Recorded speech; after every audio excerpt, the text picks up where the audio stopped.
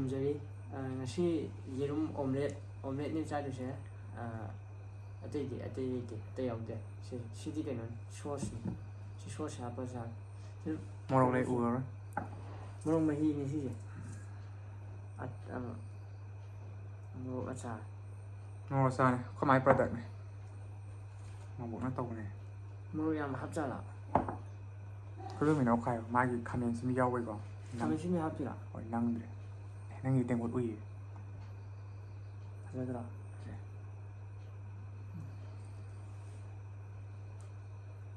ꯉꯁꯤ ꯂꯣꯏꯅ ꯇꯧꯕꯅꯦ ꯃꯌꯥꯝ ꯁꯤꯁꯦ ꯑꯃ ꯂꯧꯊꯣꯛꯑꯁꯦ ꯅꯠꯇ꯭ꯔ ꯁꯤ ꯃꯊꯛꯇ ꯍꯥꯞꯆ ꯅꯠꯇꯦ ꯑꯗꯨ ꯂꯧꯊꯣꯛ ꯃꯁꯤꯡꯒꯤ ꯆꯨꯝꯃꯕ ꯅꯪꯒꯤ 35ꯒꯤ 35ꯅꯤ ꯁꯤ ꯂꯧꯊꯣꯛꯀꯗꯕꯅꯤ ꯌꯥꯔꯦ ꯑꯁ ꯂꯧꯊꯣꯛꯈ꯭ꯔꯦ ꯌꯥꯔꯦ ꯑꯃ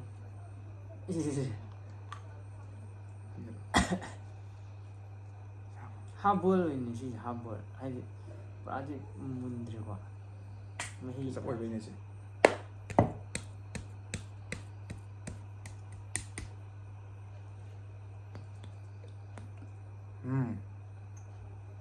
ꯑꯗꯨꯒ ꯉꯥꯏꯍꯥꯛ ꯂꯩꯔ ꯑꯃꯨꯛ ꯍꯥꯞꯁꯤ ꯑꯩ ꯃꯣꯔꯣꯛ ꯁꯥꯏ ꯊꯝꯃꯒꯦ ꯌꯥꯔꯦ ꯆꯥꯔꯁꯤ ꯃꯣꯔꯣꯛꯁꯦ ꯍꯥꯎꯇꯕ ꯃꯥꯜꯂꯦ ꯚꯤꯗꯤꯑꯣꯁꯦ ꯐꯦꯟ ꯃꯈꯣꯟ ꯇꯥꯔꯝꯒꯅꯤ ꯈꯪꯗꯦ ꯑꯁ ꯃꯣꯔꯣꯛꯇ ꯂꯨꯞꯁꯜꯂꯤꯌꯣ ꯅꯩꯕꯅꯤ ꯀꯩꯅꯣ ꯃꯣꯔꯣꯛꯁꯦ ꯁꯥꯔꯝꯃꯣꯏ ꯈꯪꯉꯤ ꯑꯗꯨꯏꯅꯤ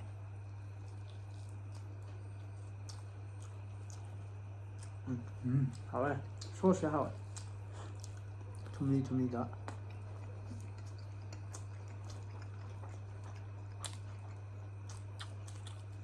ꯃꯣꯔꯣꯛ ꯈꯔꯁꯨ ꯍꯥꯎꯕꯗꯧ ꯀꯥꯎꯋꯦ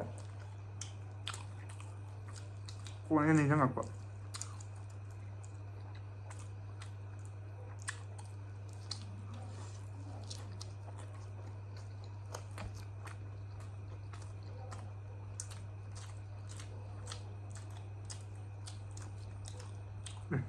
ꯃꯍꯤ ꯌꯥꯝꯗꯣꯛꯈ꯭ꯔꯦ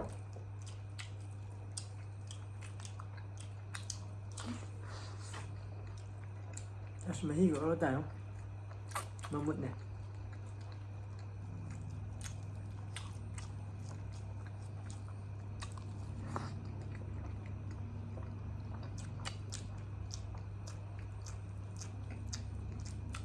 ꯐꯨꯜ ꯍꯥꯞ ꯑꯣꯏꯅ ꯀꯩꯅꯣ ꯐꯨꯜ ꯍꯥꯐ ꯕꯣꯏꯜ ꯍꯥꯏꯗꯤ ꯍꯥꯞ ꯕꯣꯏꯜ ꯗꯥꯏꯔꯦꯛ ꯇꯧꯋꯦ ꯍꯥꯏꯕ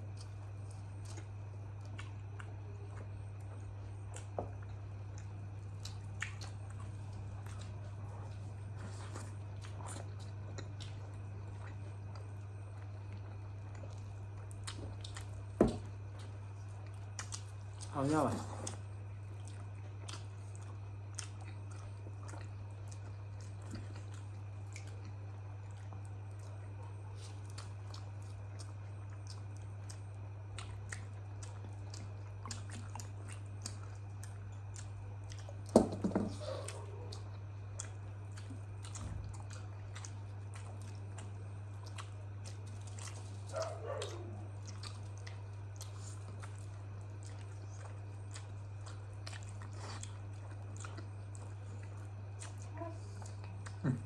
ꯃꯍꯤ ꯌꯦꯡꯉꯨꯅꯦ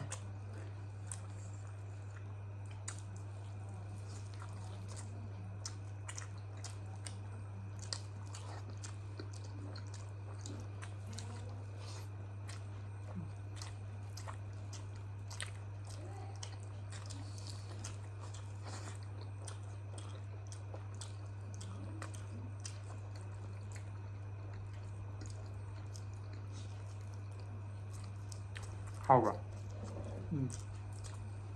ꯍꯥꯎꯗꯤ ꯍꯥꯎꯋꯦ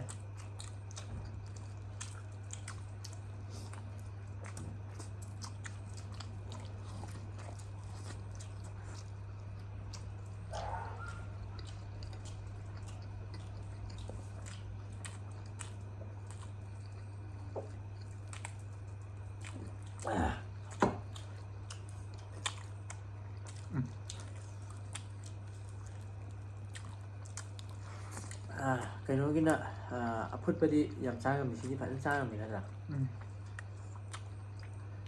ꯁꯤꯗꯤ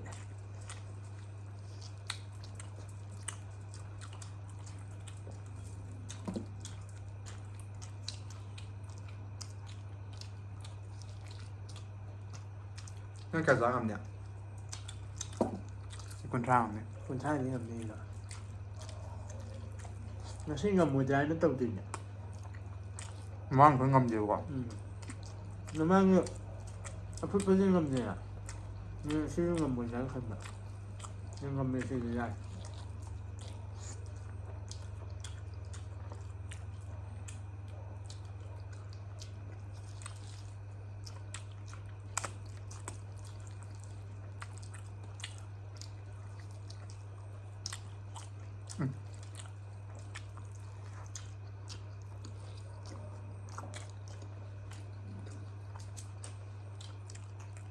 오렌지 소스 ngayon.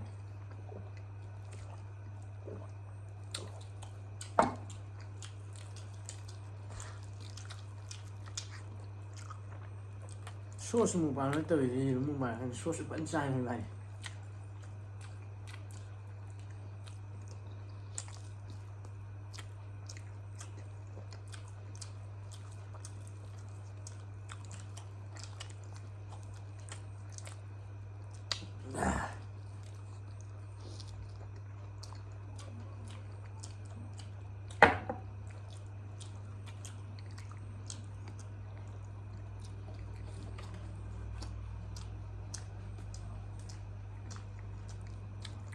얼마나 보라 그래? 至少就我先吧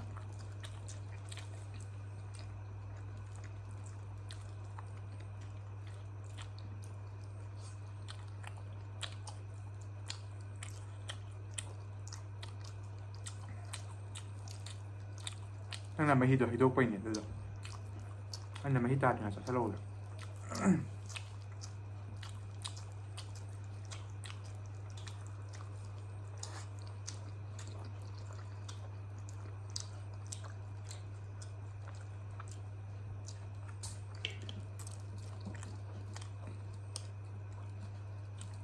Pastos mukbang tayo. Ngasi ako nangin na magpada. Tuy ko ang siya. Pero ngam niya siya ako ngam niya. Kung siya ako ngam niya. Ay luwag na pra. Kaya ngaway na ba niya? Nung mo siya mahila ngam niya.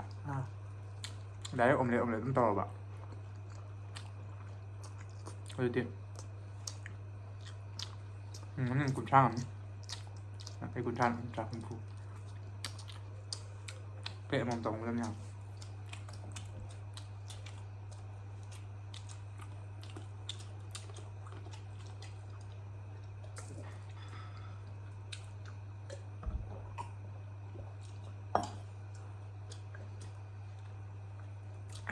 Đây rồi Chắc chắn là rồi chứ.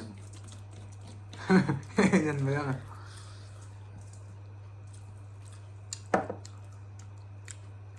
video sẽ lại phải mấy đứa mình thấy chỉ like share subscribe comment tổng được không? Thank you for watching. Bye bye.